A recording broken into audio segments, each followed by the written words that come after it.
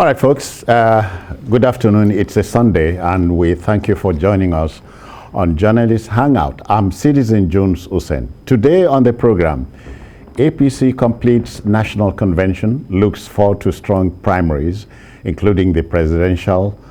Governor Oyetola and Ooni of Ife will call for calm over OAU Vice-Chancellorship crisis, just as Governor Akeredolu condemns invasion of campus by traditionalists. Now, Manufacturers Association of Nigeria, MAN, warns of looming job losses over energy crisis, calls for urgent government intervention, and later on, Kaduna State will go there. Kaduna State government attracts $3 billion worth of investments to state that will create some 50,000 jobs. Great. Now, I'm hanging out with Babajide Kolade-Otitoju, BKO. I greet you, Jide. Good afternoon, Citizen. And of course, Adewale, Adeoye, I've not seen since this year. Happy New Year to you. Happy New Year to you. Good, welcome. Thank you. And so the team is ready. I hope you are. All right, let's set sail. You know, it's a new dawn in Anambra State, and the new helmsman there, Charles Chukwuma Soludo, is pointing a new direction for the Southeast state. Professor Soludo has called, in fact, ordered all public servants and political office holders in the state to stop obeying the Monday sit-at-home order by the proscribed Indigenous People of Biafra, or IPOB, and start reporting at their places of work every Monday. According to a statement by the head of service, Theodora Igwegbe, the governor said any worker who absented himself or herself from work from Monday, that's tomorrow, without approval, would be appropriately sanctioned. Jide, that's a tall order. Yes, a tall order, unless, of course, Governor Soludo can provide the protection that the people do not have. As long as rampaging cultists and other criminals are allowed to harass people on those days, people would rather stay in their houses. We've seen governors before him issue even bigger threats to people, but they didn't listen to them because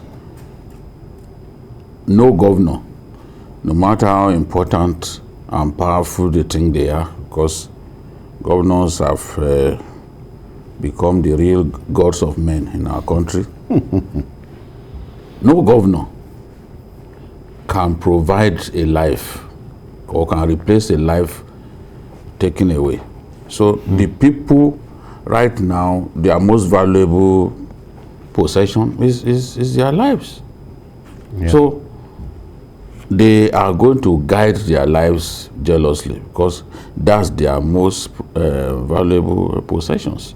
Yeah. So they are not going to listen to the governor unless, of course, there is evidence of improvement in security that everyone can see, unless they are convinced that they won't come to any harm if they go to work on those days. As things stand, I heard him also pleading with IPOB to cancel the Monday sit-at-home. Of course, the Monday sit-at-home protest right now, IPOB has since invalidated it. IPOB says it is only on the days that Nnamdi Kanu is brought to court that people should sit at home. So it is not IPOB that is enforcing it.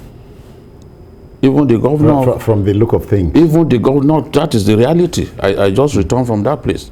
Even the governor of Ebonyi said it, that cultists are enforcing this thing at this time. So it's like IPOB started something and it's now been taken off their hands. They have no control over what's happening right now. So and that's do you then go to appeal to those cultists, you know, to say, oh, gentlemen, that is if they are really gentle, please stop enforcing this thing. Once they can do that. Well, Wale, you know, these are very interesting times for country, for people, especially in the Southeast as we are speaking. But you know, Soludo represents to me a new impetus. Yeah. So you want to see, this is a new broom. You trust it will sweep the area more clean? Well, I think every new governor wants to make an impact and wants to begin with statements of hope. No government wants to inherit a subsisting problem. Yeah. So coming in there, telling people to resume work is a valid point, because when people don't resume, when people don't work, productivity will be affected. There's going to be administrative instability. But like Babajide has said, the workers, is not their choice. They will have wished to come to work. If you want to come to work and those who are in charge of transportation refuse to work, what are you going to do? And you live probably in Onitsha, you work in Oka, you know, or you are in Enugu, you work in Onitsha. Are you going to trek? You know, so it's a very, or maybe you are in Ihiala and you work in Onitsha. How do you want to, and you know, no transportation, no car. So I think, you know, it goes beyond rhetorics that, you know, you must resume. You have to sit down, look at this problem, and ensure that you engage all the stakeholders. Yeah. What is most important is security for workers, security for everyone in Anambra State. People are prepared to lose their jobs if they know that to keep them alive. So if you don't give that guarantee, you know, you just say people should resume work. Don't you think people, the enforcers of this Monday sit at home, will lose their relevance in the estimation of people? Of course. After a while. Yeah, I probably say that, you know, they are not responsible for enforcing the sit at home. So what the government needs to do is to strengthen its intelligence network, to identify the backbones. There are always people somewhere who are funding, who are providing the incentives for the enforcement. And they are always big men. They are not ordinary people on the street, though they use foot soldiers. So the government should strengthen its intelligence network to reach out to the backbenchers and ensure that, you know, the problem can be, you know, tackled at the root. Gidi, it is very possible to get to the root of the matter if government wants to. I think so. I think at this stage, they've exhausted all their tricks at solving this problem, because they are not finding it funny. Revenue is being lost. Oh, yeah. I heard Senator Abaribe complaining, almost even crying the other day, that look, the Southeast is losing businesses. People are diverting their cargo to safer areas. You know, they don't want to have anything to do with the usual violence on those sit-at-home days. And interestingly, schools now have adjusted their calendar. Students now go to school on Saturdays.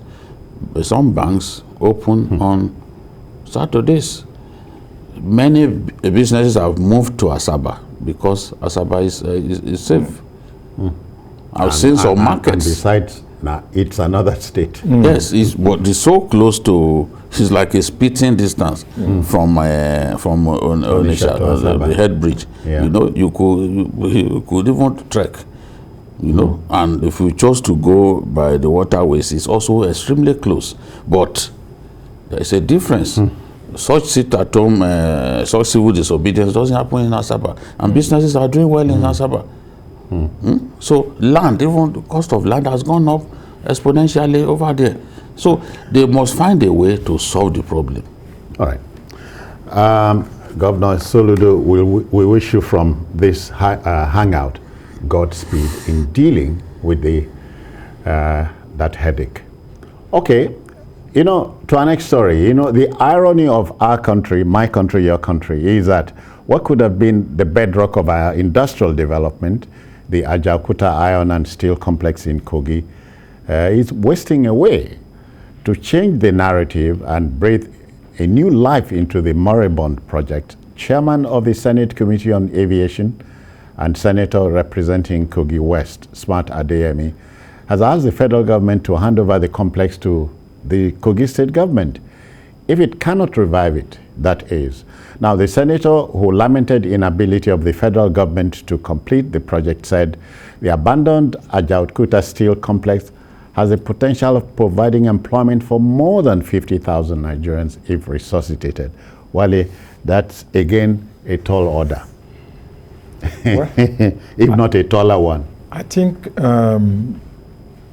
the statement by Senator Adeoye has one good thing. It has brought back the debate about Ajaokuta into national consciousness. And he's trying to tell us that we need to look back at this monumental company that lay in waste. First conceived as far back as 1958, by the federal government, and then it didn't take off until around 73 when they signed agreement with a Russian company. And then in 1979 it was launched. And we are talking of over 40 years. And this company is the bedrock of industrialization of any country. We are talking about automobiles, we are talking of ships, we are talking of the industrial complex. This is what can make Nigeria to actually, become a giant in terms of industrial enterprise. Deposits, still yeah, deposits. We have deposits. We have iron ore. Yeah. So it's a major industry that should look up to employing about 50,000 workers that sits on 59,000 acres. You can imagine how big it is. So I think the statement is saying that they should hand it over to Kogi state government. Yeah. It's more complex than that. But at least one good thing about it is that he has brought back this debate. That what is the government going to do about this complex that has been lying in waste for over 40 years. Various governments have come, they can't provide a solution. In fact, out of about, as of 1994, I think about 98%, almost 98% completed. But you see, things have gone too bad. Most of the equipment installed years back, they are no longer relevant in the steel complex industry all over the world. And of course, government is putting down a lot of money into this complex. Nothing is coming out of it. So, Wale, do you remember? I'm wondering if it has any link with the Delta Steel Complex. Yeah, we have the steel factory in Oshogbo. We have one in Alaja. Then the one in Jos. They are supposed to, work together. Interrelate. Okay. But unfortunately, nothing seems to be working now. So, but I think what he has done is to raise the issue again, and I hope we can look back at this industry. Maybe the Russians need to come back. Maybe we need to privatize it. But I'm not sure Kogi state government, given the monumental resources that is needed to revive it, I don't think Kogi state government alone can handle such a complex. And besides, it becomes a distraction. Yeah, it's a federal government asset. It can't just be given to a state like that. When you recall that the state governor is trying to run for the presidency. Yeah. Okay, Jide Mani is confirm or dismiss. I hear workers of Ajaokuta are still being paid. I don't know whether that is true. Yeah, and workers have not been known to have been sacked. Well, again, that I cannot confirm, but it may be true, because when I went there in July last year, I saw workers at the admin section. The other sections where you have those giant equipment, I've never seen a company as big as that. I've never been to a company as big as the Ajaokuta Steel Complex. Massive place. And you see now huge buildings already covered by weeds. By choice, so. Because we've chosen to neglect it. The day the Kogi state governor went there, he burst into tears. He couldn't hold back his tears. And the whole place used to be so well organized, good network of roads within the complex. You see some big buildings linked to one another, like a conveyor belt, kind of. Yeah. But what do you see? Everything overtaken I think a by rail line, weight. there's a rail network. Yes, that links it was this. designed to accommodate that so that they can move Finished products and so on. Yes, so it's terrible what we do to ourselves. But I also do not believe that a state, maybe if you handed it over to a state like Lagos, that thinks that in a few years its budget will be in the realm of 3 trillion. Maybe a state like Lagos can revive it. Yeah. But Kogi is not among the richest states in Nigeria. Their monthly distributable revenue from FAC is in the region of 4 billion. So how do you handle such a big With so many liabilities.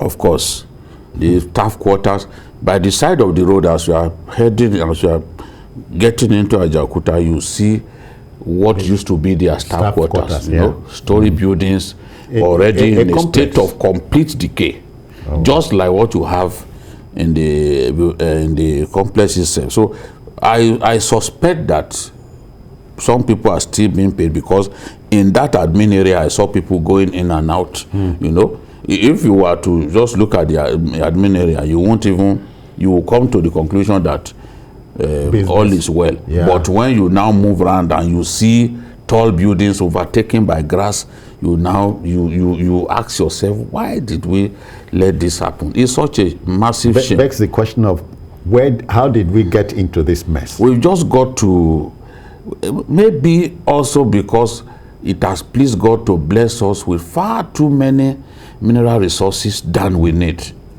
You see a country like Japan, they don't have any mineral resource. Yeah. But they are doing very well. No crude oil. Yes. They don't have mineral resources. Can't we say the same about Alscon in Ikodobasi? Yes.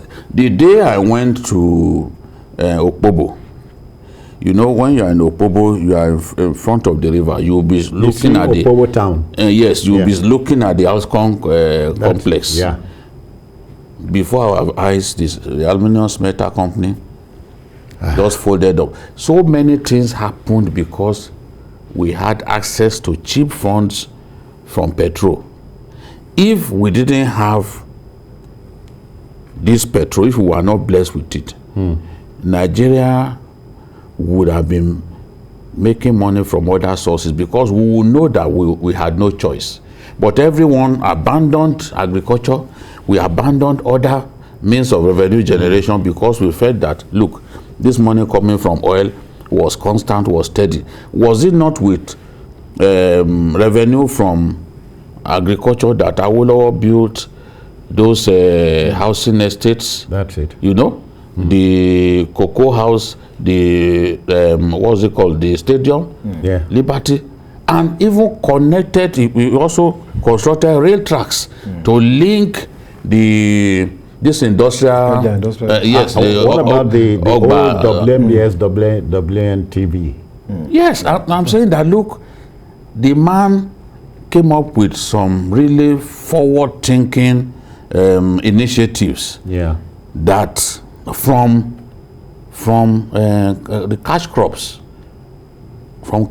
that the Western region sold. But where are we today? Everyone thinks that, okay, because we have oil, let us forget other revenue streams. It's so shameful.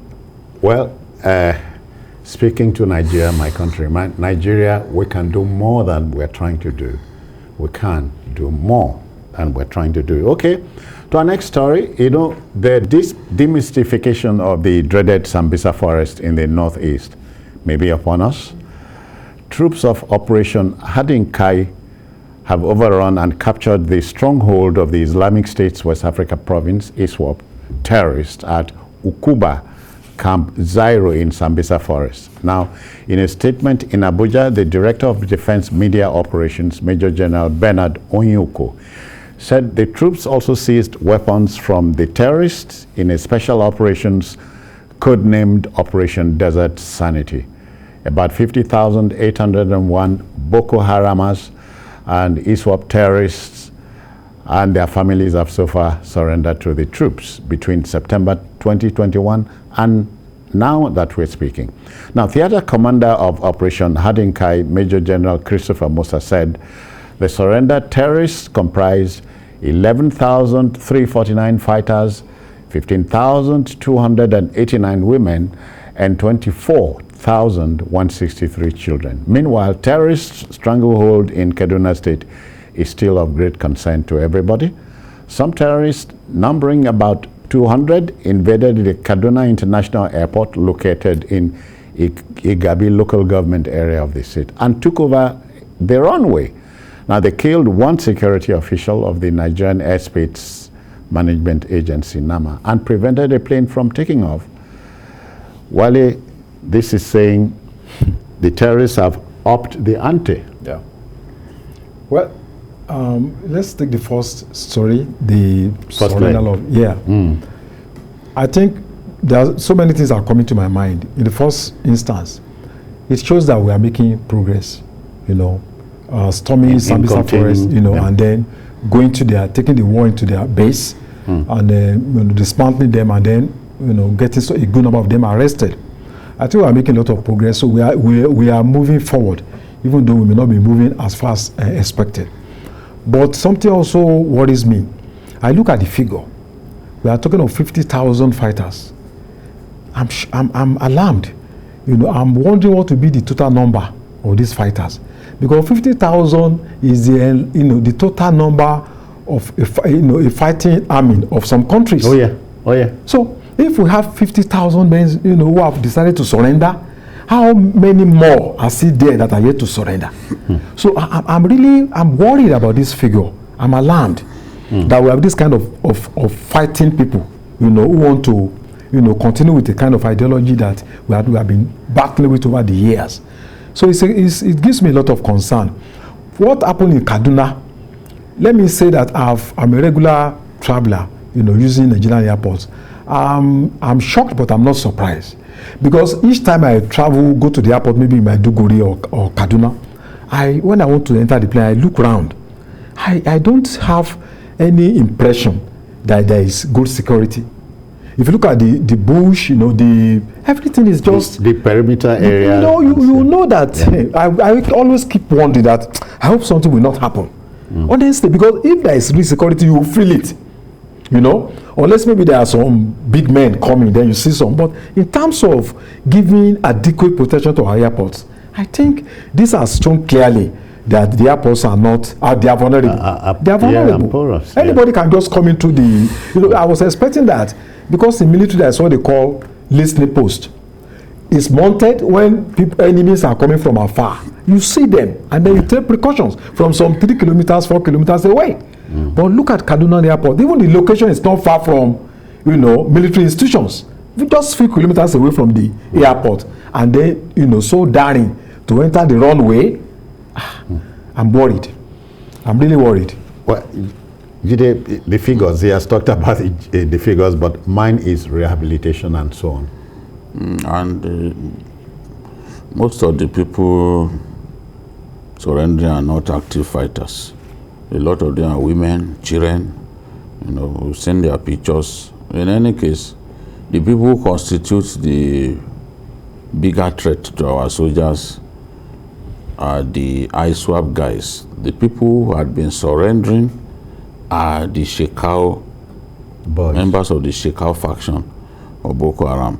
ISWAP has been reluctant to surrender, and maybe because they are far more organized and less disparate as the Shekau people. Shekau had far more areas of influence than ISWAP. Yeah. But it wasn't as strong as ISWAP, because ISWAP had the better weapons because of the support from ISIS that they were getting. Yeah. But we hear the boss of ISWAP lost his life some days ago. And they killed the man who took over. The Air Force has been taking out some of their leaders. It's not enough to bend their will. No, they do not. The Americans not killed Bin Laden. Has put an end to Al Qaeda. The terrorist groups are so well organized. America has killed now 2 leaders of ISIS in quick succession. Baghdadi, who set up ISIS, America killed him in Syria. They went back there, killed the person who succeeded him, but the group is still on, because before you even take out the leader, they already know the person who will succeed him. They are so well organized. That's organization. Yes. Yeah. So that accounts for the fact that a lot of those guys are not the active fighters. A lot of them are relatives, people who are born in the forest. So you see them when they are coming out, you see that a lot of them are women.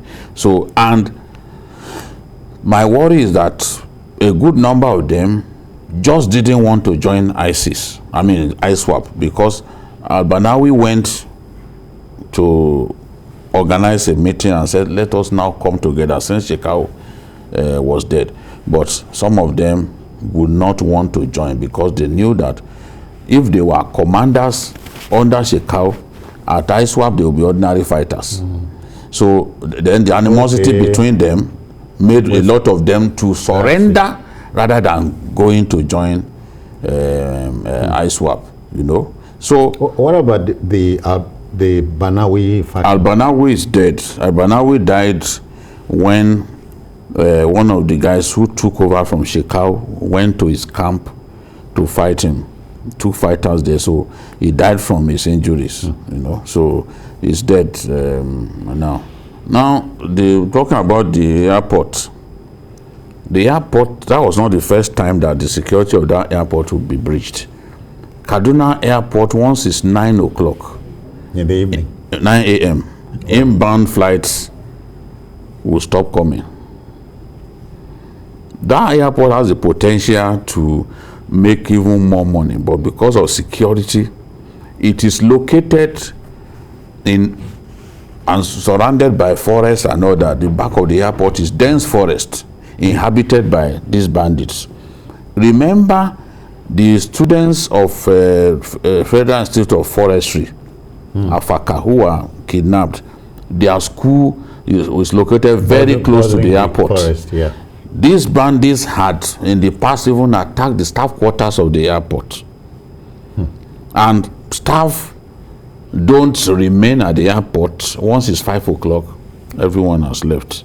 There's nothing like night flight and no, not in Kaduna. So because of that security situation, that road, that airport road, is the road that leads all the way to Briningwari, and everyone knows that the bandits operating in the Briningwari area are among the most deadly in our country. So that whole area is not safe. And I tell people, if these people can go and strike at NDA, which is also in that area, why is anyone surprised that they went to the airport? Because those places are interconnected and they are not far from each other. So we have got to defeat the bandits operating in the Briningwari area. If we don't defeat them, they will keep constituting a threat to that airport area. I interviewed the Fashola, the minister, the other day, and he was talking about Briningwari, that even road projects, bandits are making it difficult for them to operate. Yes, because they come, kidnap workers and all that. So it's a terrible thing coming in a week in which Kaduna lost up to 120 people to attacks by bandits in Giwa and some parts of southern Kaduna. It just shows that a lot more needs to be done to improve security in Kaduna State. Well, and so the fear is always there, even if not pronounced, that air travel might run into rough weather too. Yes, definitely. We need to learn to be proactive, not to be defensive all the time. We should have done something before these Kaduna incidents, and not just in Kaduna alone. In fact, every airport in Nigeria. And you are wondering why Kaduna? Yeah, because we've seen a lot of activities going on, in Kaduna State. We should. You just mentioned the case of NDA, and even what happened in the past 10 days, where a lot of people were killed, going to about 100 people. So we should know that the airport is a strategic asset of any country, and that terrorists usually aim at such targets. They want to do something that will attract global attention. People will pay attention to them. So you don't need to be told that the airport will be one of their targets. So we should have taken precautions. And this thing has happened in Kaduna now. We need to do something about all the airports, not Kaduna alone. Okay. All right. Our job here is to work on the facts available, and then we help mold opinion. So we'll go to our next story. As an interest-driven game, compromise and intrigues, we can tell you all these will be the things that drive politics. After months of acrimony and mudslinging, the ruling All Progressives Congress APC now has a new leadership. After 18 months of the Caretaker and Extraordinary Convention Planning Committee, Senator Abdullahi Adamu has emerged as the new national chairman of the APC. Senator Adamu, the preferred choice of President Muhammadu Buhari, came by way of consensus, was pronounced the national chairman on Saturday through a voice vote after 6 other aspirants stepped down. Now, let's take a little something from President Muhammadu Buhari. Hear this. There are no permanent friends but interests. This was on display and a recurring decimal as Convention 2022 unfolded. The captain of this ship was none other than President Muhammadu Buhari, who admonished all party members to remain united and strong. This convention is coming at a crucial time when we prepare for another round of general election. Therefore, the need to remain strong and united for the party to exploit the rich, abundant potentials at its disposal cannot be overemphasized. We appreciate the right to hold different opinions and aspirations. However, such differences must not be to the detriment of the party. 8 years on, the government of our party and the Nigerian people has embarked on the largest investments in infrastructure in our history. Investments in rail, in roads, in power, and broadband connectivity. Arriving at a consensus or an alternative by way of a unity list became difficult. It's played out over and over again. A former governor from Ogun State made this impassioned plea when the position of secretary arose. Call it horse trading, playing hardball, or standing up for one's belief. Last-minute negotiations resulted in compromise, and alas, most positions ended up being voice-affirmed. From the contentious chairmanship consensus, party leaders across the different geopolitical zones were united in hoping for each free negotiations. Out of respect for the president, he will not kick against what he has been objecting to. And I assured him that a meeting of Yoruba will be called later, and we shall discuss how to heal the major wound that we have inflicted on Barrister Bayo Shitu. This done, and more words to buttress that united the party stands, the stronger it will be. The whole essence of the message that has been delivered by different members of the party, especially the party leadership, is one thing, and that is togetherness. The party members should work together.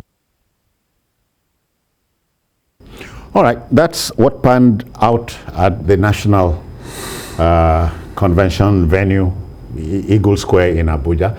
And of course, Jide, we are talking about consensus politics here, but it's just as well that at long last, after so many fits and starts, the national officers are in place. Yes, after 18 months of the caretaker leadership of the party, And after months of uncertainty, no one actually sure that the convention itself will take place.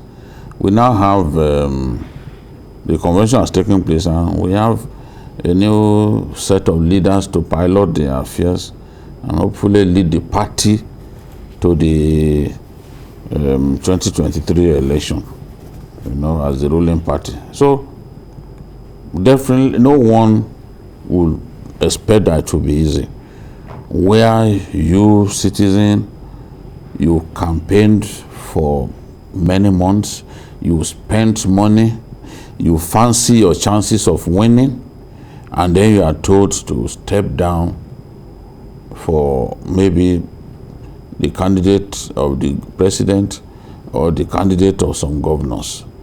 This is what played out. You see people hugging one another, but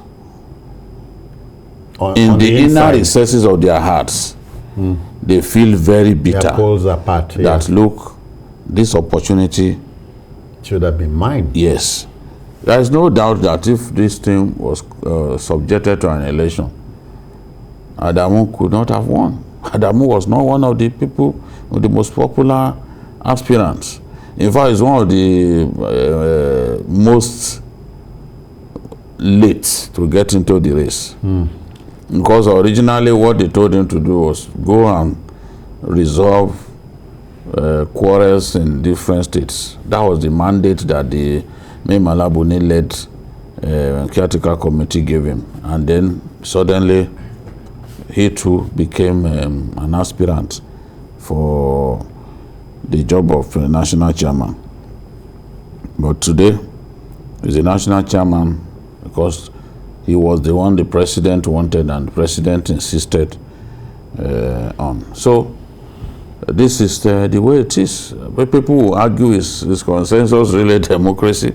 I think that once everyone is not happy, it is not consensus in the real sense of the word. And for the party to be truly the party of all members, irrespective of their ideological leanings and all that, I think this kind of contest need to be thrown open. Let's know who the people really want. The president was talking about the need to not pander to money politics. Don't let money bag politicians don't sell to the highest bidder and all that.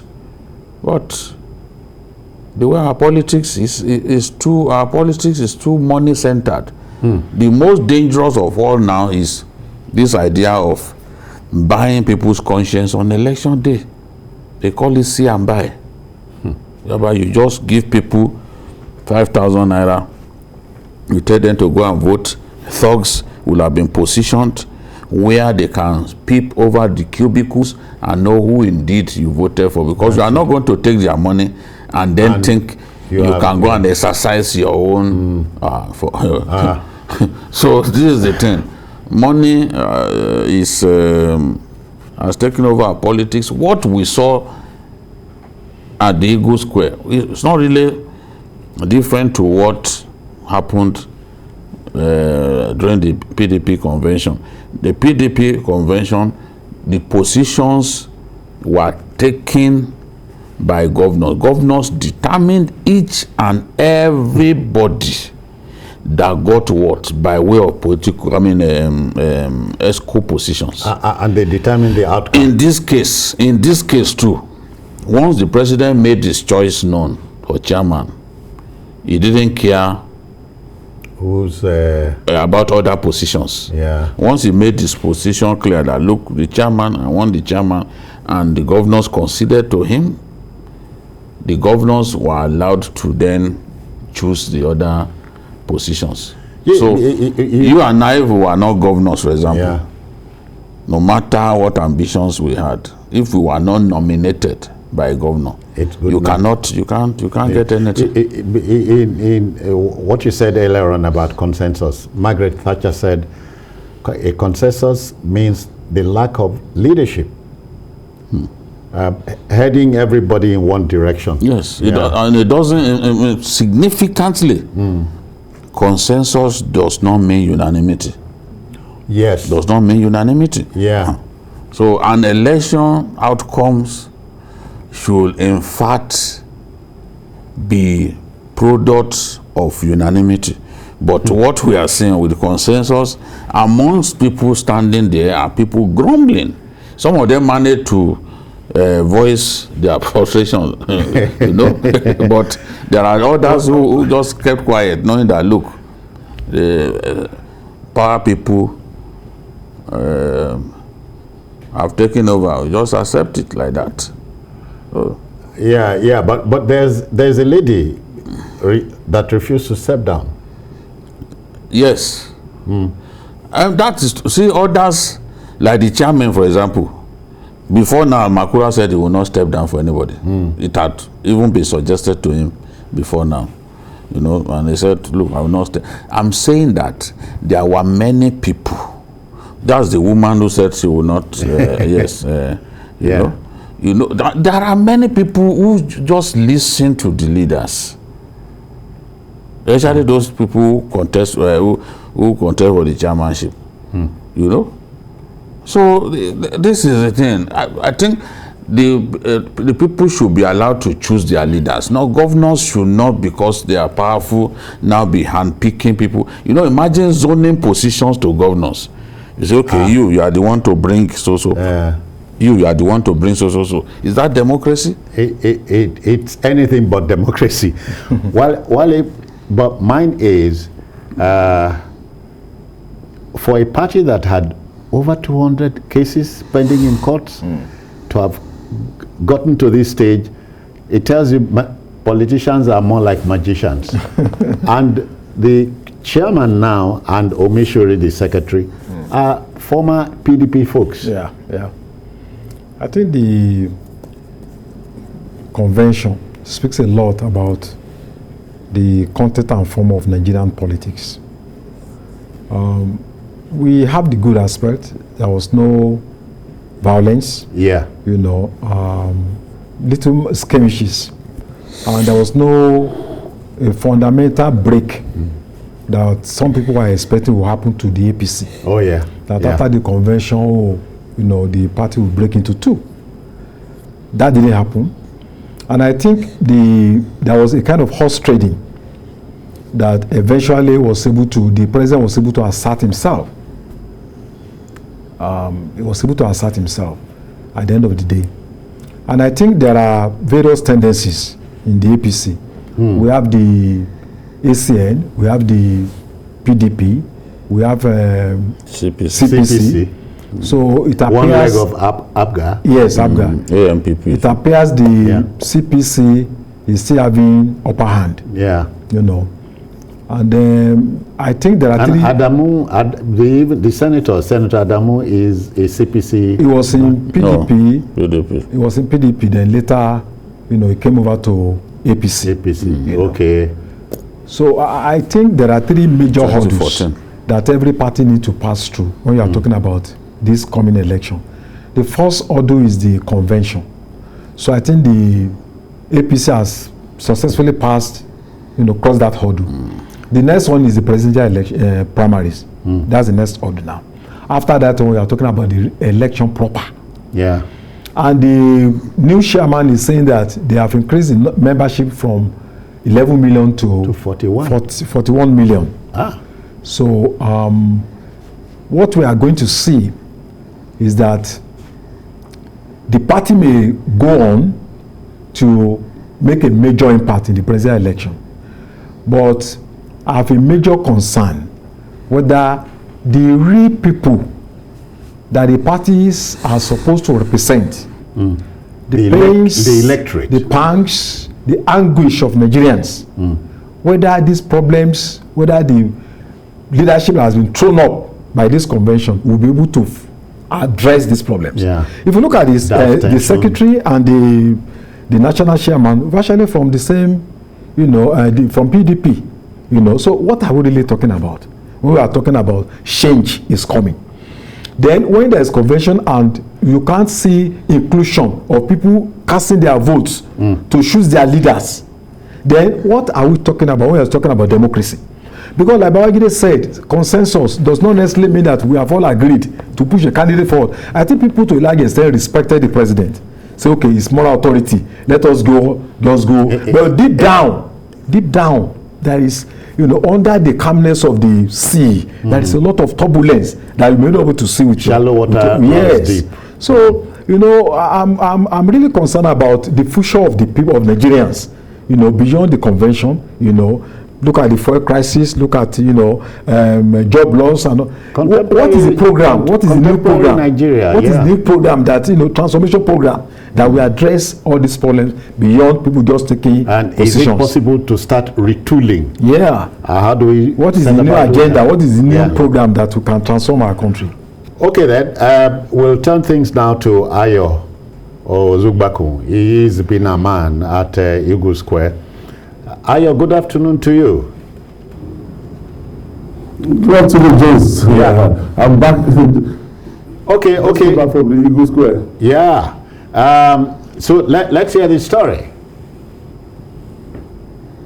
Yes, it was something like a marathon, over 24 hours. Some of us got to the Tafawa Balewa Square yesterday around 8 a.m. And right now, the president actually just came, and everything just came to an end 30 minutes ago.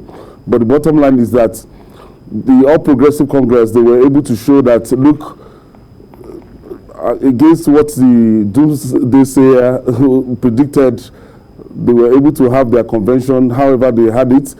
And it would have been very, very difficult for most of the positions if they had not gone in the route of consensus. If they had had contests, it would have been a very, very long, drawn battle, grueling exercise, and very difficult. But they had it the way they could have it, and at the end of the day, they have new members of National Working Committee. But the fear now is the presidential primaries, because all attention will be shifted to that primaries.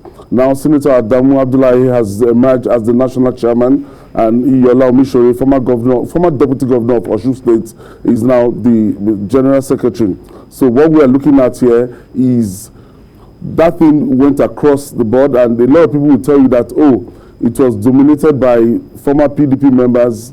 Also, in the same, according to the region, they were able to bring in some people from the former All Progressive ACN and some CPC people. It's like an all-inclusive National Working Committee. But how they are going to steer the affairs of the party in the next 4 years is what people are looking like, and we're looking at now. But the most important assignment and the first assignment is the presidential primaries. And before we have the presidential primaries, we'll start having primaries into the state houses of assembly, the House of Representatives, National Assembly primaries, and it will be climaxed by another national convention that they will choose a presidential candidate for the party, and that is expected to happen on or before June 2022. So interesting times ahead, Jones. Yeah.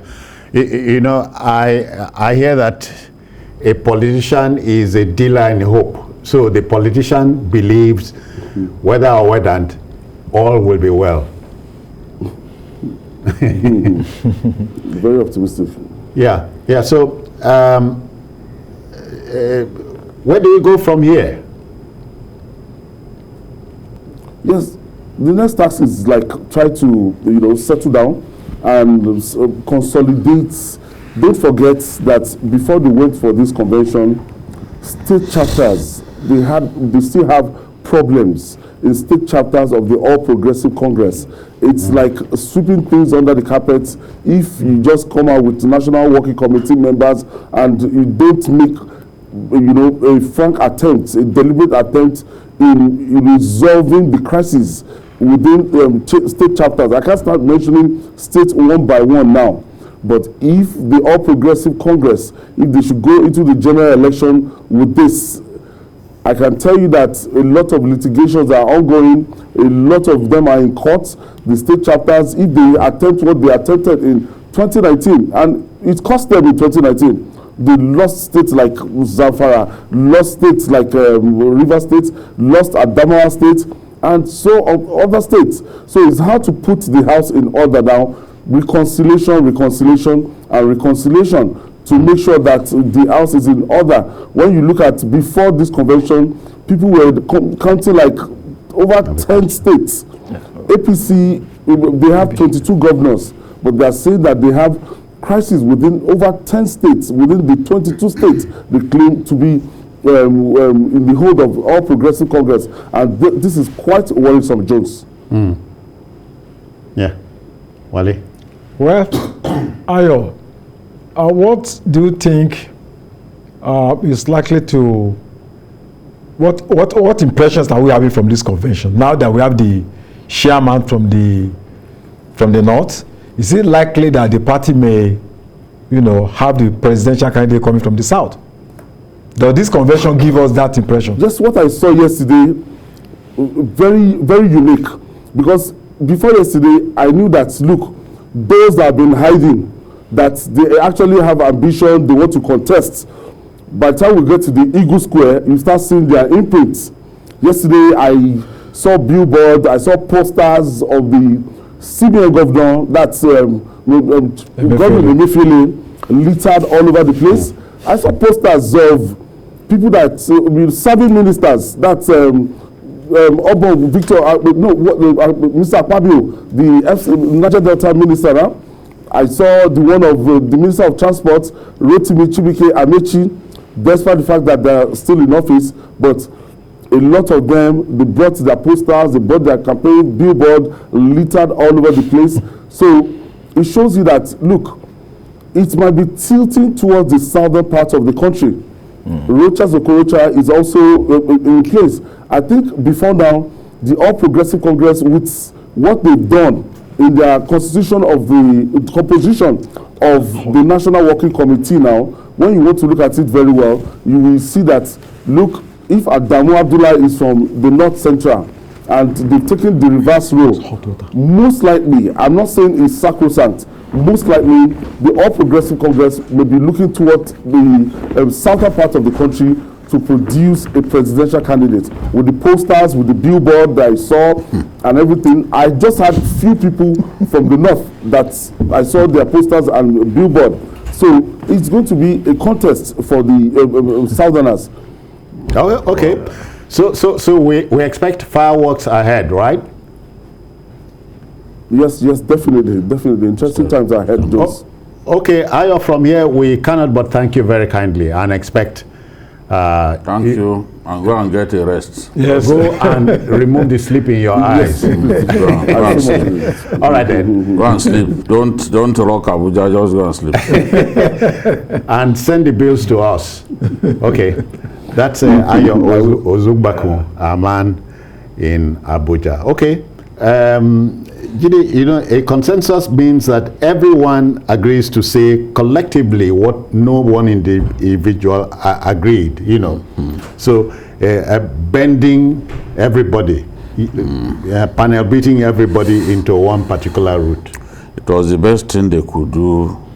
In the circumstance? Yes, so that they can conclude the convention quickly and ensure that there is less rancor. But when people contest, the fireworks and all that, in that mood of contestation, angry words, all kinds of things can happen. So they were trying to make it as rancor-free as possible. But as I've said earlier, even the consensus thing cannot take away people's anger about the way things went. Because what is the point in campaigning for months and months only to realize at the last minute that you won't be allowed to test your popularity? You spent money to make yourself popular, to sell your ideas to the voters, only to realize at the last minute that you won't be allowed to contest. Somebody else has been given that position. So that is what makes consensus such an imperfect model. But the party was trying to do its best to just organize something, this convention, and make it as rancor-free as possible. I want to believe that even if it was subjected to an all-out contest, there could have been some embarrassments at the end of the day, but maybe maybe this was the best best thing they could have done. Yes. Yeah. Wale, and it saved a lot of money for many folks. Yeah, I think it saved the party from an implosion. I'm also having naysayers were expecting. Yes. So I'm also having a feeling that with what I've seen in this convention, there is a high probability that the party may also not rule out consensus candidates in the when it presidential comes election. to the big apple. Yes. But they need to be more careful. They don't handle that one well. If they don't handle it very well, the way people have accepted this, they may not accept the presidential primary. Yes, so they should not think that because we have done this with consensus, then we can go along with the same principle. And when it comes to presidential, it's a different ballgame entirely. They need to be very careful. Don't just go and pick somebody who has not done any campaign. He has not. People have been going around, going to communities, meeting people, and then 24 hours before the primary, just say, okay, this is the person that will be the president candidate. It's going to be difficult. So I hope they don't take that risk. This is where horse trading, a lot serious horse trading and what have you. I hope they don't overstretch. No, I don't think. I frankly don't think they will use consensus to pick. I hope so. Even President Buhari, when majority of APC members wanted power to go to the north, we still found people like Rocha Sokrocha contesting against him. We still have people like the former publisher of Leadership newspaper. Look at Bagbana. No. Sam Munda Isaiah contested against Buhari, though Buhari was his former boss. He contested against. He refused to step down. We waited and waited to see whether some of them would step. They refused. Atiku contested against him. Kwankwaso contested against him. So the presidential primary is a different kettle of fish. I don't think that this kind of consensus arrangement can work with the presidential. But that's a much more emotive and tough contest. Well, our job here is not to preempt anything. So we'll wait for it. It will come. Okay, we'll take a little breather and return to the table and continue what we have at the hangout. Please don't go away. All right, folks, let's all go to Ife in a manner of speaking. When the then University of Ife, now Obafemi Awolowo University, OAU, was established in 1961, societal advancement was the driving vision. Now, more than 60 years after, people of the host community are feuding over who should be the Vice-Chancellor.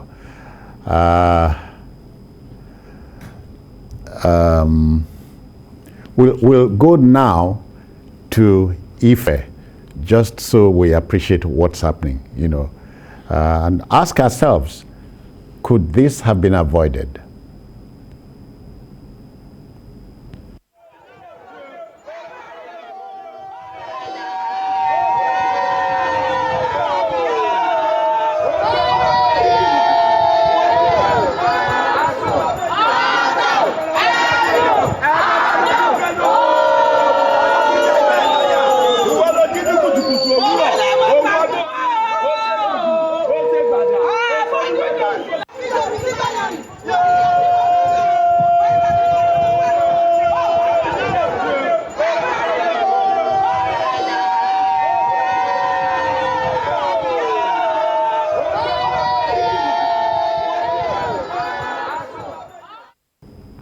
Now, these were traditionalists at the front of OAU. But let's tell you this, the chairman of the Southwest Governors Forum and governor of Ondo State, Rotimi Akeredolu, has condemned the recent invasion of the campus of OAU by some traditionalists from Ile-Ife over the appointment of a new VC for the institution.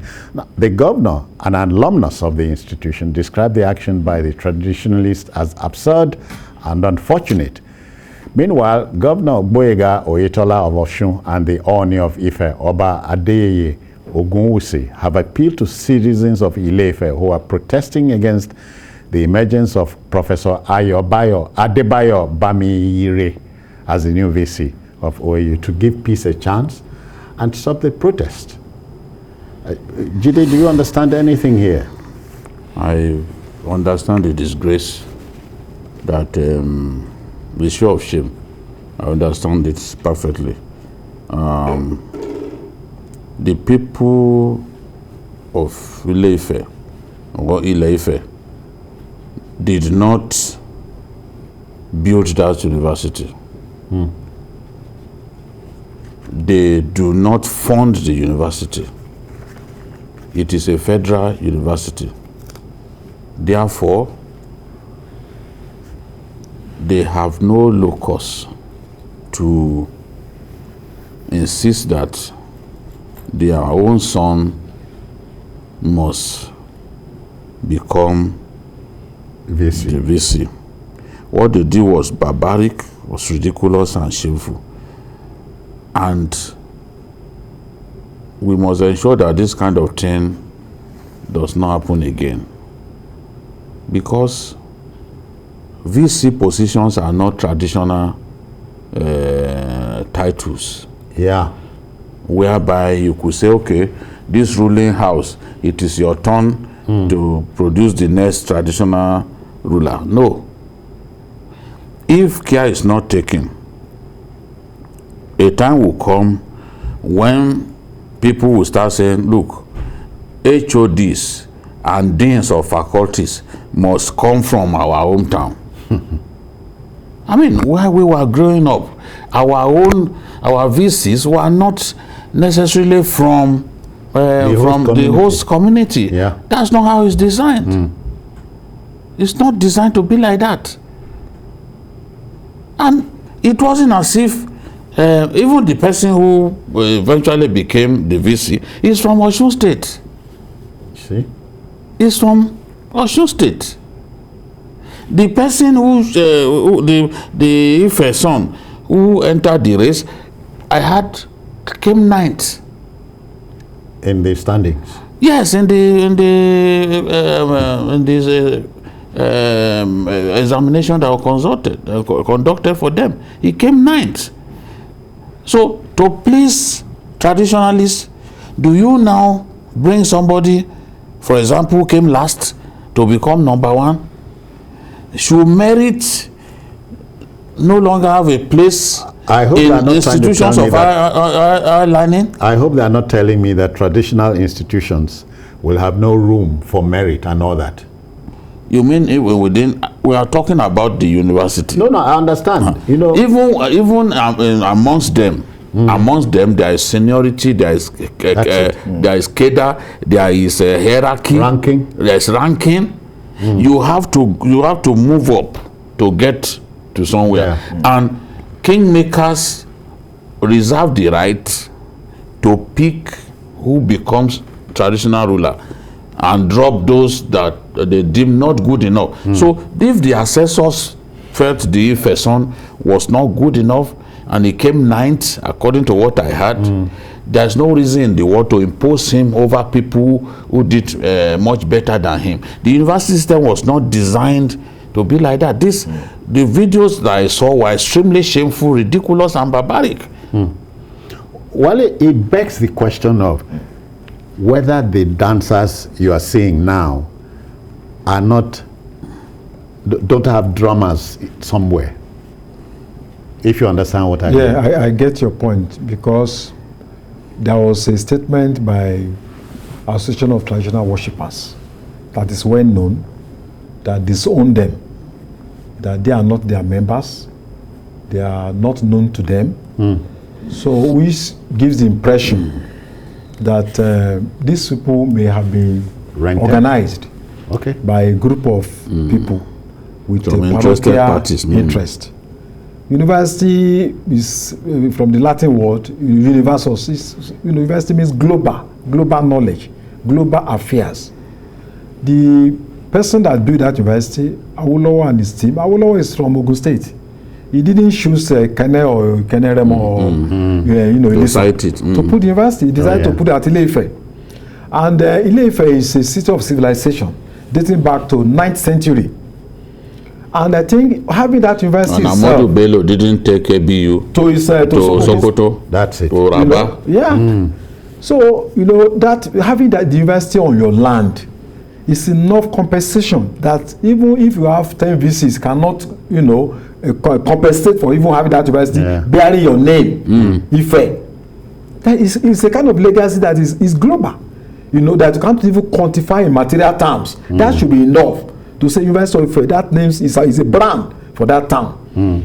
But I think our grievance is not against the Ife people, it's against a clique, a tiny group that have allowed themselves to be used by certain vested interests who are pursuing, personal agenda and wanted to use some elements, So you get it appears this is supposed to trigger a little something.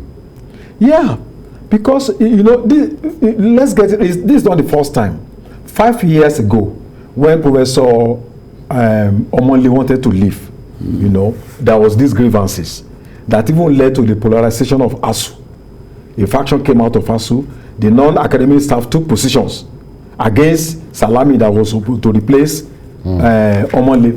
But it didn't get to this extent. It was within the campus. That was also very bad. But then it's also intimidating. Yeah, but these people came from outside, and with rituals. How do we expect people all over the world? They even brought masquerades. I mean, it's very shameful. It's intimidating. The present VC of Federal University of Technology in Akure is from Ile-Ife. Akure. And nobody brought nobody the brought VC of University of Medical Sciences is known Okonofa. It's not even a Yoruba man.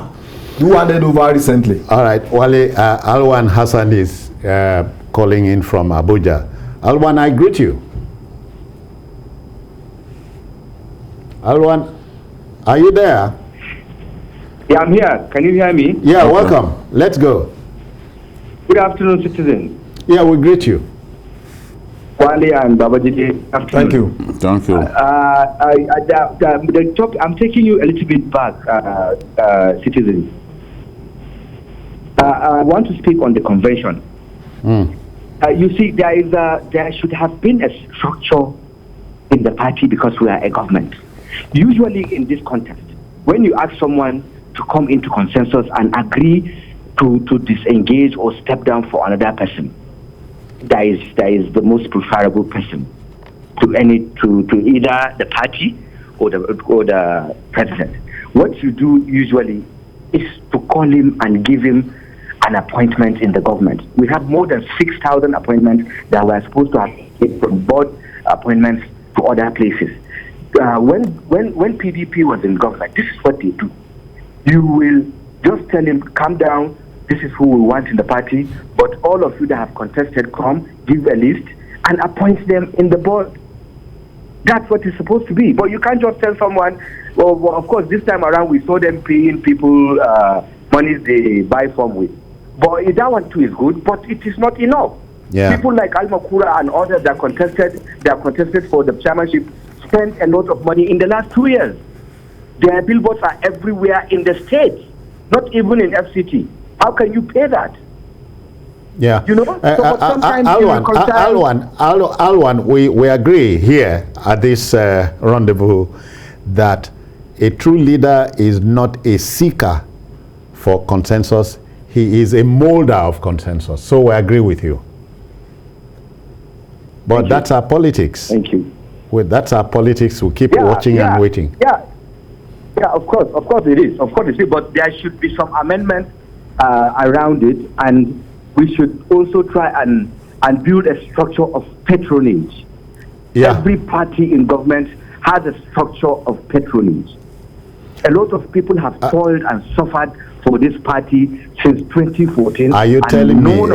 I hope they remember a place in their heart for the voter, the elector, because every of these things is about the voter. Thank you very much, Alwan.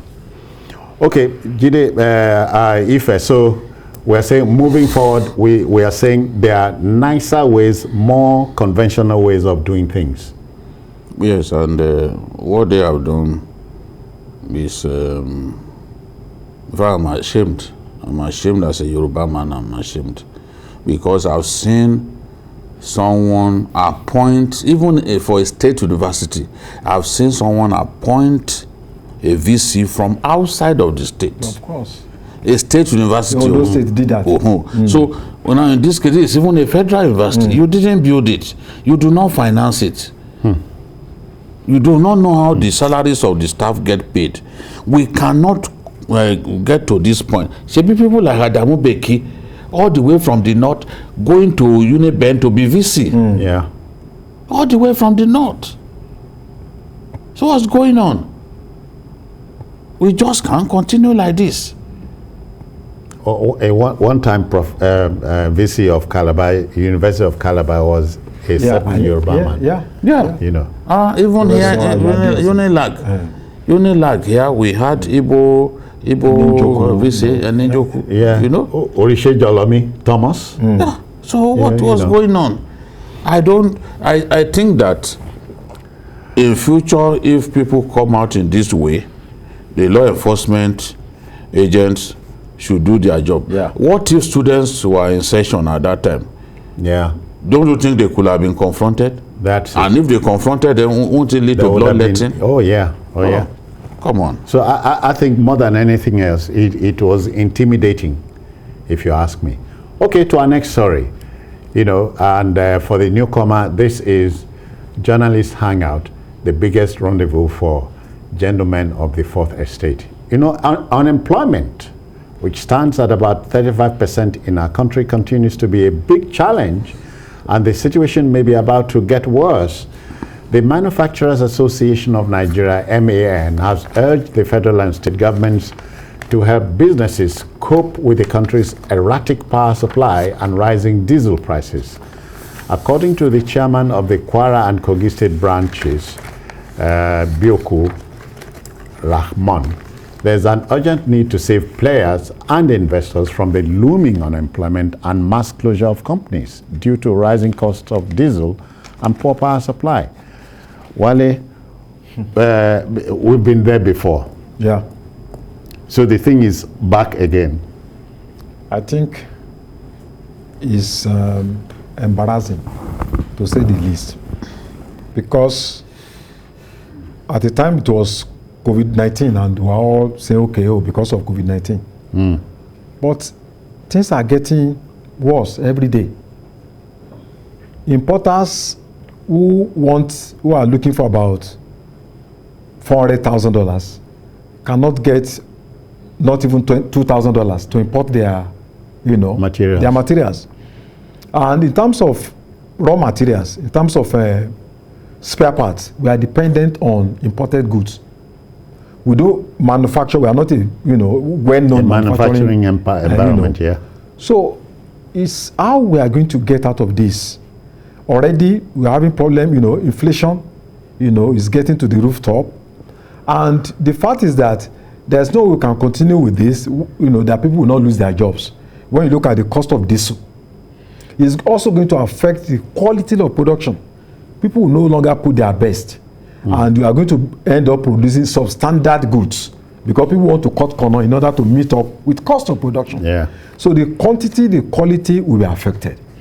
And I don't see us coming up with something that we can say, okay, there's a way out, So I think everybody is worried about the floundering fortunes of the Nigerian economy. And I think what the Manufacturing Association of Nigeria has said is a cause for worry for all of us.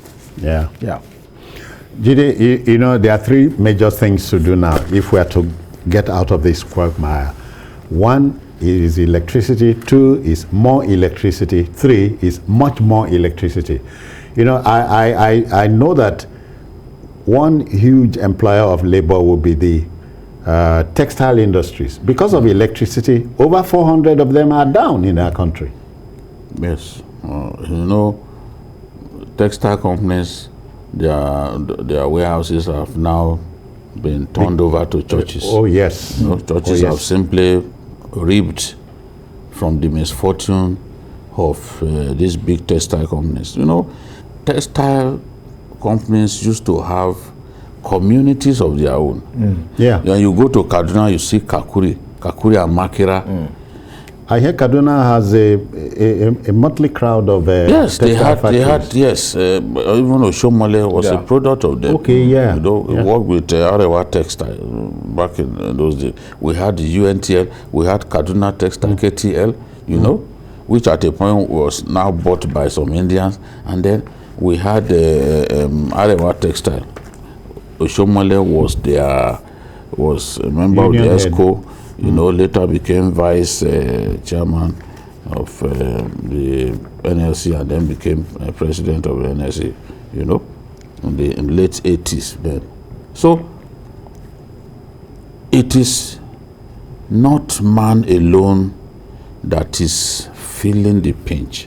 The other day, these aviators complained, led by their vice chairman, the chairman of APC. Okay, Allen Onyema. Yeah. Allen Onyema said that if something was not done about the price of aviation fuel, that they had only 3 days left.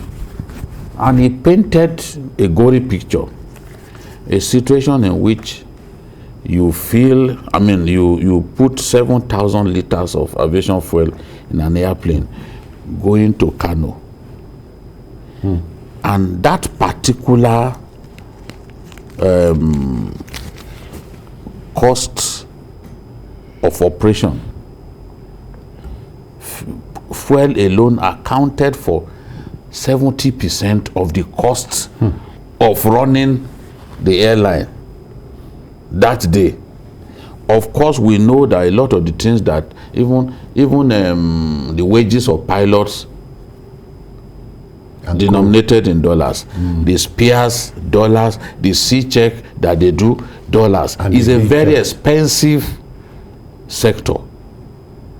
Suddenly, they moved from buying aviation fuel at only about 250 per liter to 700 per liter, all within a few days.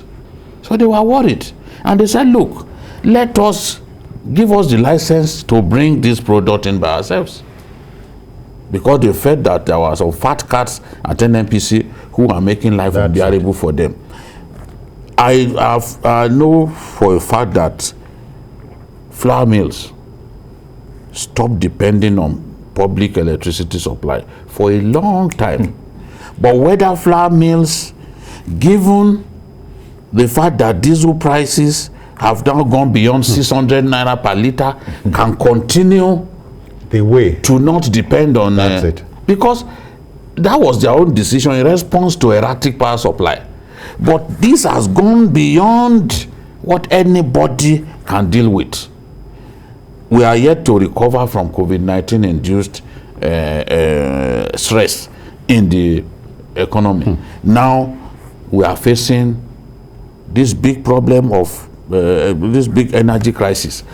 We cannot generate enough. We cannot transmit enough. We cannot distribute enough. The whole electricity value chain is in crisis. Maybe this, not even maybe, we will have dealt with this problem better if we had refineries that are functional. Because if your refineries were functional, at least you'll be able to refine Jet A1 aviation fuel. The Warri refinery was in charge of producing Jet A1. Yeah. So now, a situation in which your refineries are not working, you are now dependent on imported aviation fuel, with the landing cost already pushed up by the crisis in Ukraine. There are people who are in trouble. So how government can help these people, I really don't know. We are going to face a situation where more and more companies will relocate from Nigeria. The other day, someone told me that even Nestle was considering relocating. So how much longer? Wale, we just talked about textile industries. Yeah. There used to be a big textile factory in Lagos here. Even in remote Ekiti State, Ajaokuta textile. There was textile factory there. Okay. You know, say a particular textile factory. You know, Dangote used to own the 4th largest textile company in our country. One day I saw him and I asked him, I said, why did you shut down your textile company, Dangote Textile? He looked at me like I was a mad person. What did it send you? He said, the biggest smugglers are friends of the people in government. And they were making life unbearable for us who was going to buy our products. So he just went into producing food. You know, if each textile factory engaged about 5,000 staff strength, so multiply 5,000 by 400. Yeah, families. By extension, families. It's because, you know, in the 80s, we even go to Ilorin, you see, you know, Tet and Lai, you know, you see Jepa Paper Mill. Yes. They had an estate they call Juju Hill, you know, beautiful way with Indians, people coming from India, from everywhere. You see Fujuro in Jeba, they had what they called life camp. It was like you were in Europe. You know, the country was opening up an industrial revolution, and suddenly everything just collapsed. This is deliberate? It's no, it's a SAP. It's SAP that kills. Structural adjustment program that destroyed the economy. The devaluation, and then we unfortunately have people, successive leaders, that don't have a solution, a new vision that can bring back our lost heritage. Unfortunately, this is happening in election year, where people will move up funds and divert to electoral campaign. So, you know, I'm worried. I hope that, you know, things will change, maybe with a new set of people that may come next year. I just have that hope. Maybe. And even that, for anyone who is coming to face real problems. And he's going to take a mighty effort. Retooling this system, man, is not a... Those who are within the system will tell you how terrible things are. How terrible things are this time. It's just... Sorry, maybe you know how it works. I hear we supply light to neighboring countries. Yes, we don't have a choice. At the time when we were to build the dam, we decided to do that because when you look at the trajectory of the River Niger, from Futa Jalon, we are at the base. Okay. We are, of all these our neighbors, we are at the base. If they choose to dam it, if Niger Republic chooses to dam the river, or Benin Republic chooses to dam it, you are not going to have access to water. You know, so in order to placate them, we decided that okay, when this dam is constructed, we will give you light. We are obligated to do that. Why I went there is, can we really say they have epileptic supply in those countries? I don't know, but don't also forget that those are small countries. The level of consumption, we can afford to give them what will be enough for them. None of those countries come close to Lagos State in terms of their economy. They don't come close at all. Okay. What is the GDP of even Niger Republic? Is it? I'm not sure. It's bigger than Kano or Lagos or Port Harcourt. So sorry, we have Chris. Chris has joined us from Jos. Good afternoon, Chris. How are you? Hello. Yeah, Chris, welcome. Thank you. Yeah, you're on air. Okay. Thanks. Good afternoon, Mr. Thank you for a good job well done. Thank you. Yeah, Yeah, I want to make contribution. This government, my problem is that they don't have a direction.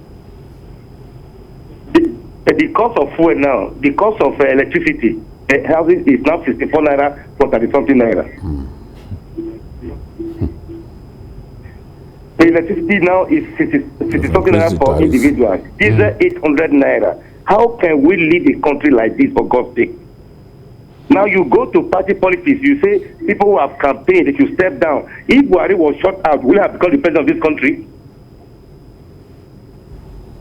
All right, Chris, more questions, very few answers. Very few answers.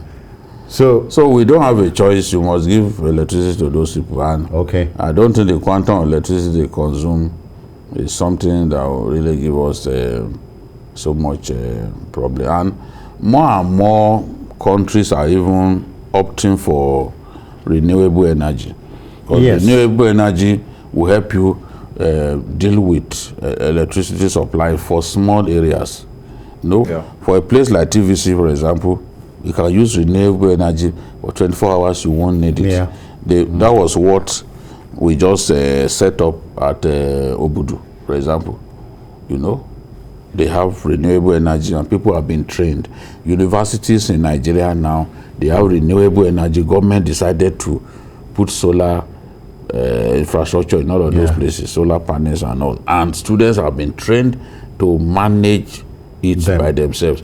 We need to find a way to do this on an incremental basis so that even small communities, we can give them electricity. I saw a little ray of hope when the Obasanjo government, I think about 6 months to the end of the regime, when it set up about 10 power plants around the country, it raised hopes.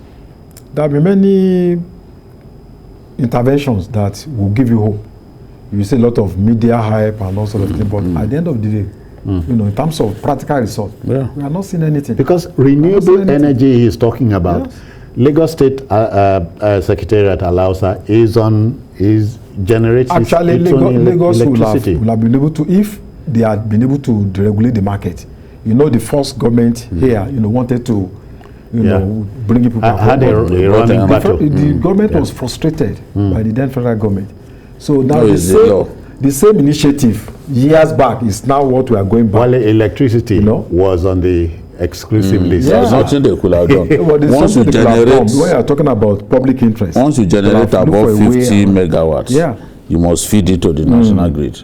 All of even Akwa Ibom to build a fantastic power plant. 101 you feed it to the you may not even, in fact, your own neighbors may have more light than you. I hear when they empty it into the national grid, almost nothing comes to battery. So that's the thing. It's the same thing in Kwara. Bukola Saraki inherited an abandoned IPP project, completed it, but once you generate, and empty. Once you generate above 50, that's what the law says. You then feed into the national grid, where they then decide how to share.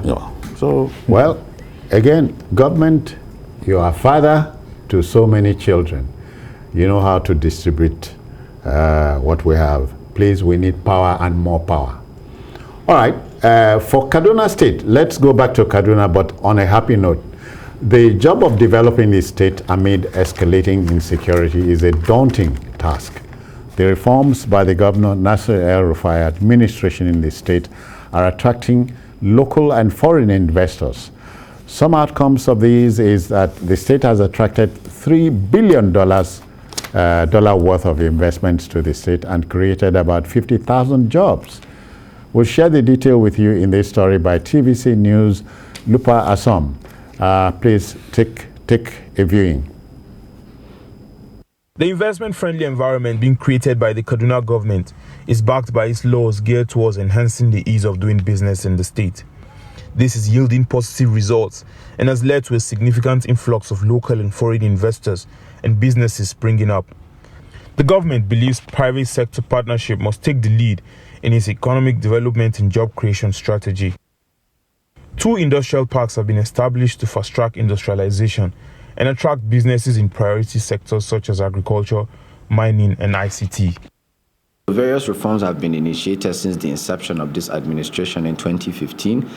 Some of the reforms are the creation of the Kaduna Investment Promotion Agency on December 23rd, Law Number 17, the creation of the Kaduna Geographic Information Service, the passing of the Tax Codification and Consolidation Law, which did away with multiple taxation in the state, the automation and digitization of all the various internal processes and procedures across the ease of doing business facing MDAs such as Kasubda, CADGIS, CAD IRS, CAPA, even the High Court as well. So this has now led to the expansion of the investment portfolio of the state from little to nothing to about $3 billion and counting. This has created more than 50,000 both direct and indirect jobs since 2015. It has also generated 50.7 billion naira in internally generated revenues. When the administration came on board in 2015, it was about 13 billion. It is now 50.7 billion at the last count in 2020. The 2021 figures will be out shortly. This has also led to the development of primary infrastructure, access roads, and the likes across various layouts and rural places where investments are located. A lot of these things that we are going to benefit from as a government is the expansion of the state's economy, increase in IGR, increase in jobs that will be created for all the citizens in Kaduna State, and of course will benefit from the CSR projects that these investors bring.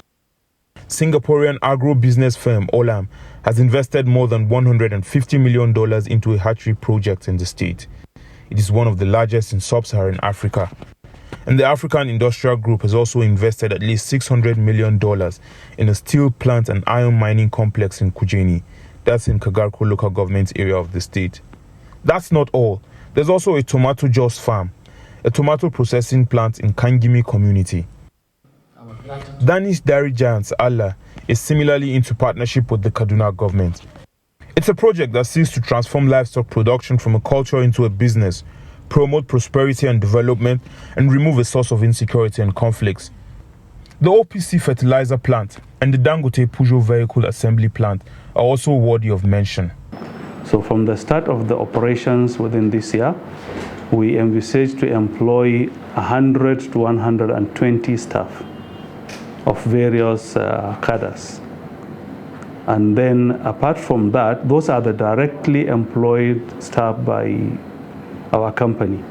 Others will include cleaners, security outfits, and casual staff that other companies we are going to engage. We produce here the poultry feed, chicken feed. The capacity is around 30,000 metric ton in a month. And we produce day-old chicks, broiler day-old chicks, layer day-old chicks. 60 million day-old chicks annually. That is our capacity here to serve the northern Nigeria, because this is the one of the first hatchery in northern Nigeria, fully operated and serving Nigerians. We are here because of this current Kaduna State Governor, let's openly say that, because initially when he heard that Olam is planning to invest, he flew direct to the Singapore to discuss the management that really if Olam is ready to invest, why not in Kaduna? He had provided the land for lease and proudly say that due to the government support, this project had completed in 11 months. It's a record for even Olam as well as any project in Nigeria. So we had started in 2016 as a project and completed in 17. 5,000 metric ton feed we started to sell. Today we are selling 30,000 metric ton, means 100% capacity utilization. We started selling 1 million day-old chicks in a month. Today we are selling 3.5–4 million day-old chicks in a month. Employment, you are seeing every day. So the way 5,000 if we are selling a month, means we are procuring very least corn and soya. But today, if we are selling 30,000 a month, it means that how much corn and soya we are procuring, how much employment is increasing here. So when there was a project initial phase, we have 200–300 employees. Today we have 1,000 direct employees who's working and getting benefited. Surroundings, villages also very happy. There is any issue, see, in any business there will be little issues, but none of the, we didn't get a issue from the government side. The Kaduna state government did help us to create a small road to our farm from the main road, which was very beneficial. And they've also helped us just in liaising with other state and federal agencies that we need to work with. So, for example, Tomato Joss was very fortunate to receive a central bank loan. The Kaduna state government helped us to facilitate the approval of that loan and made sure that by the time it was getting to the central bank understood how important this investment was to the state. So they've really been beneficial on a number of different levels, and we're very happy to continue to grow and collaborate with the government as we grow our business. The state's internally generated revenue is now more than 50 billion naira, a huge improvement from the 13 billion naira generated in 2015. The government says it has also been able to create more than 50,000 direct and indirect jobs through partnership with private investors. Annually, an investment summit, CardInvest, is organized by the government to showcase numerous existing potentialities to investors, and many of them are indicating interest to invest in the state. The government says through this, it hopes to achieve its economic development plan as projected. Lupe Asom, TVC News, Kaduna. All right, many thanks, Lupe. Jide, the Kaduna State Governor, we must give it to him. He's a general ideas man. And ideas are very funny things. If they strike you, you move immediately. Yes, and it seems to me that he also has a good team of young people who are who have creative skills, who can come up with the right ideas to move the state forward.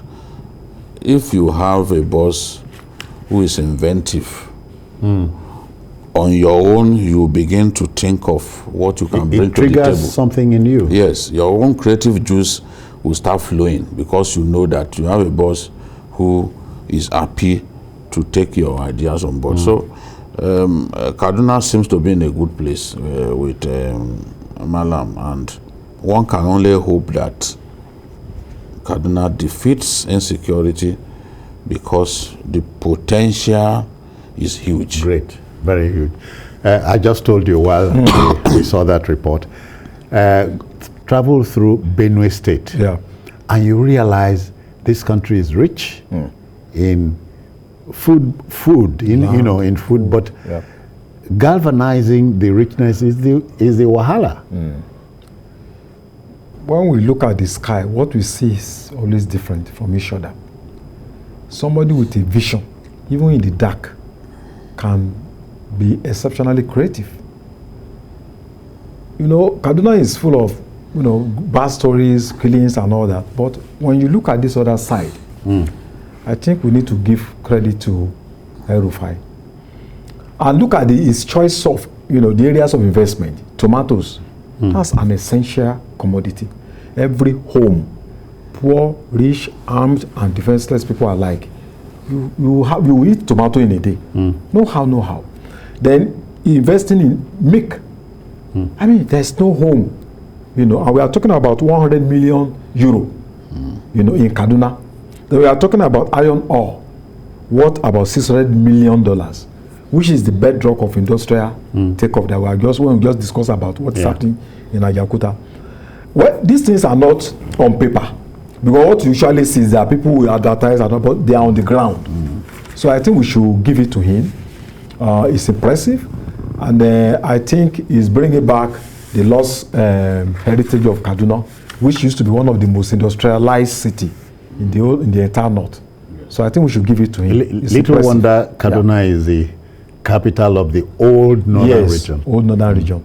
Textile industry and all that. All right, we will be joined now by the Executive Secretary of the Kaduna State Investment Promotion Agency, Halil Nur Halil. How are you? Good evening, or good afternoon rather. Yeah. What can you tell us now? Can you hear me? What can you tell us? Kaduna is performing magic. What can you tell us?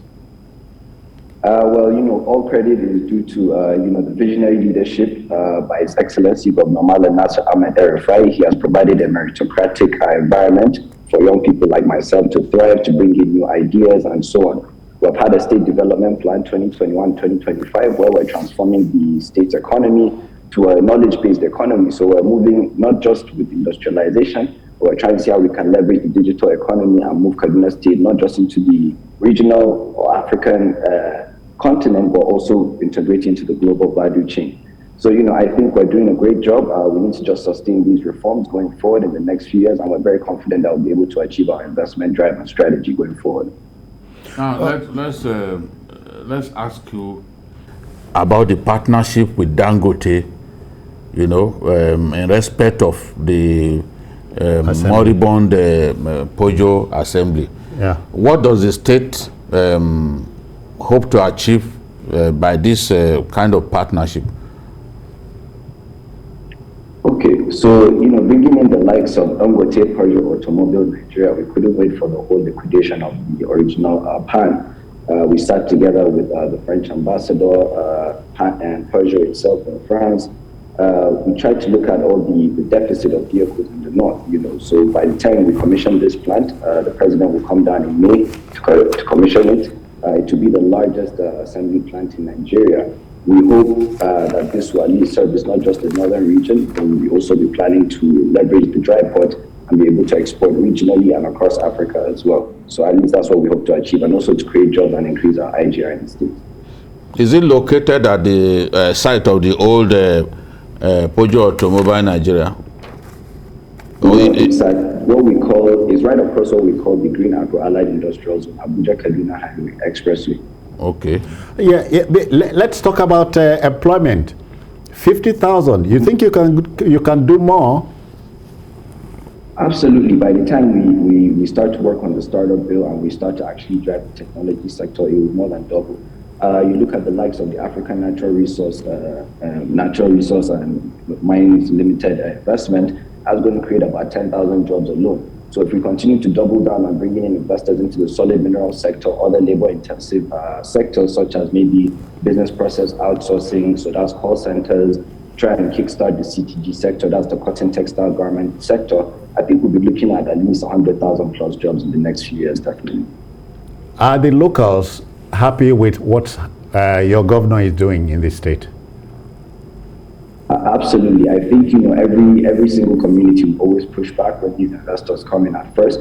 But what we do as Kadipa is we sit down, we hold stakeholder engagements, we enlighten the community on the advantages, the benefits, and so on, and we carry them along throughout the whole facilitation process. And it has been great, as you can see from the likes of Tomato Jaws, the community at the end of the day will end up owning these investments. So no government can subsequently come in and take away these investments, because now it has provided these jobs for the local community, and they'll continue to actually hold and own these businesses themselves going forward. At least that's the logic. Yeah, Kaduna used to be the hub of textile industry. Are you looking to that area of investment very soon? Absolutely, 1,000%. We just had a trip. We went to Ethiopia. We're leveraging what's known as the Special Agro-Industrial Processing Zone. It's a scheme by the Africa Development Bank. So we're turning our Green Agro-Allied Industrial Zone along Abuja-Kaduna Expressway, where we have the likes of Olam, OCP Fertilizer Blending Plant in Dorama, and so on. What we're trying to do is a fashion textile park at that place, and the garmenting and so on. So we went to Ethiopia, we saw the garment factories and so on, so we'll be able to replicate it in Kaduna State. This project will be at least maybe 2 or 3 years in the making, and we're already looking for a concessionaire to build the infrastructure. I remember a few years back, there was talk about reviving the textile companies in the Kakuri area. Is that still a possibility? Absolutely. I was in Abuja about 2 weeks ago, speaking to the chairman of NNDC, trying to just listen to their plans of what it is they're trying to do, all the moribund industries. Kaduna State is moving very fast. So, we sat down with the GMD and so on, and Kadipa and Kaduna State as a government will also assist them in trying to revive and kickstart these companies. But so far, so good. We feel these things will come back to fruition, inshallah, in the next few years.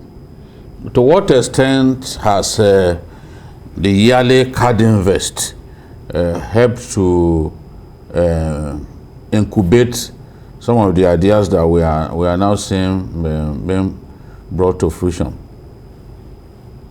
Okay, so you see, the Card Invest is designed to showcase Kaduna State, into the business world globally and whatnot. It has allowed us to increase the investment portfolio of the state from little to nothing to about $3 billion plus. It has increased our IGR, like you have all mentioned, from 13 billion to 50.7 billion.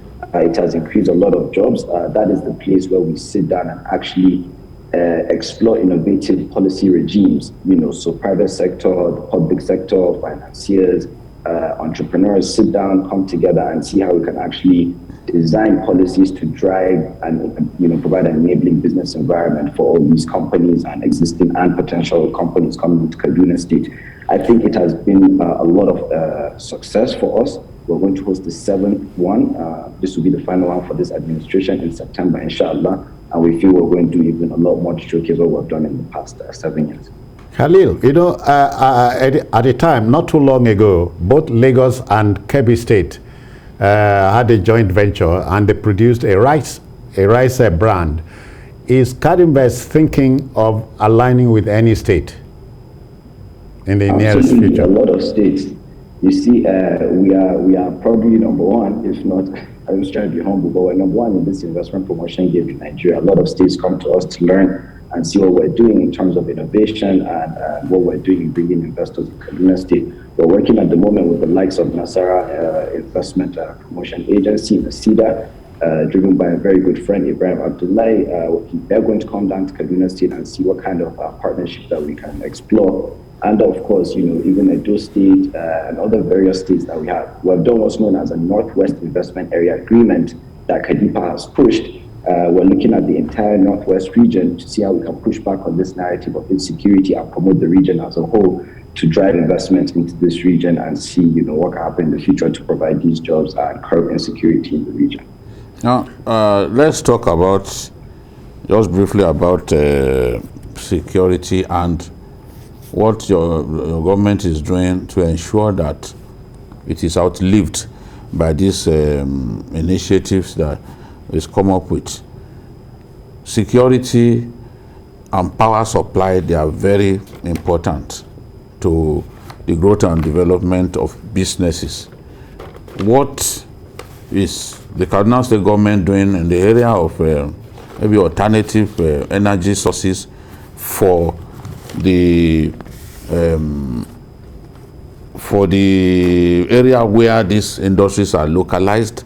And secondly, what is being done to improve security, because insecurity is a disincentive to investment? Absolutely. Okay, so for power, power is a huge, it has a lot of potential. What we have in Kaduna State is 2 economic zones. We have what I mentioned as the Green Agro-Allied Industrial Zone, which will power all the agro-processing companies that will be coming to Kaduna State. We are partnering with private investors who will provide upgrade, on-grid solutions and hybrid solutions to power all these companies we're bringing in. We have various layouts across the state, so every time we do an allocation, Card Electric comes on board to try and provide on-grid solutions to these companies, and also private investors that come in. We also have what's known as the Kaduna Power Supply Company, who also works hand in hand with these private investors to provide upgrade solutions to power these companies, local communities, healthcare and the likes, and also our Mandali Waterworks project.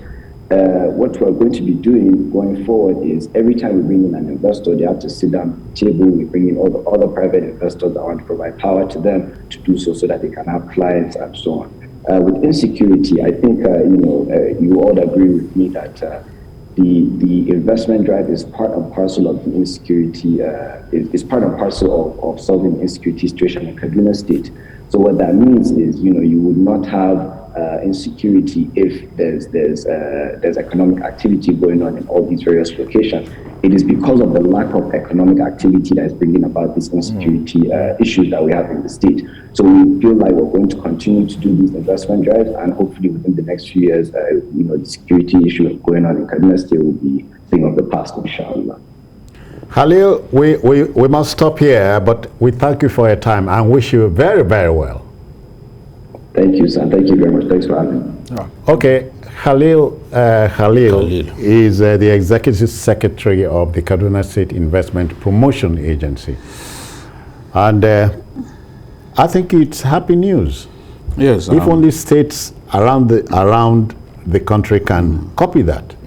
Yes, I think that in spite of the adversities that we see now and again in Kaduna, there is a serious effort on the part of the governor to make the state a lot better than he met it. And one of the best ways is to attract this, one of the best ways to make that happen is to attract these businesses, to the state, let them help to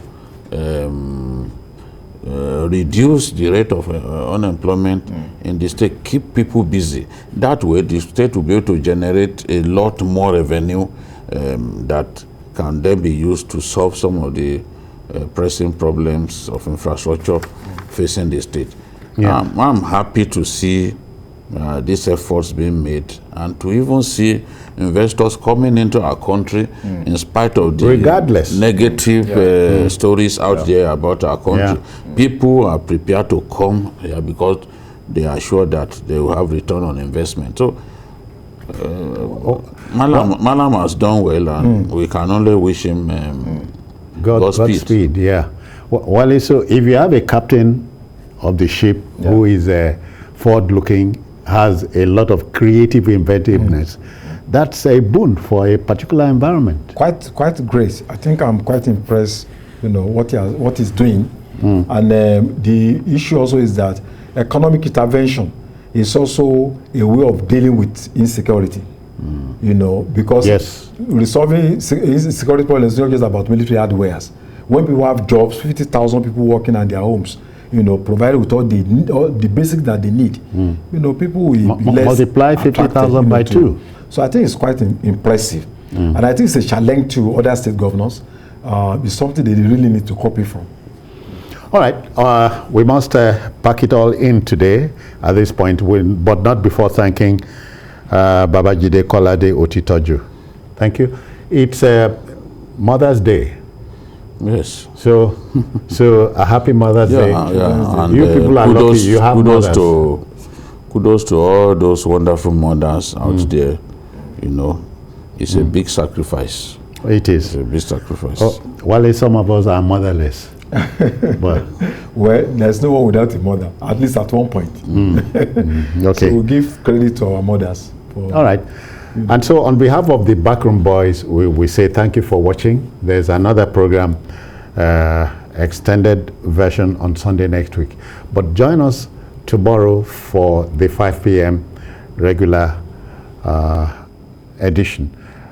Okay, that will just about do it. Watch a repeat broadcast of this particular episode at 11:30 later tonight.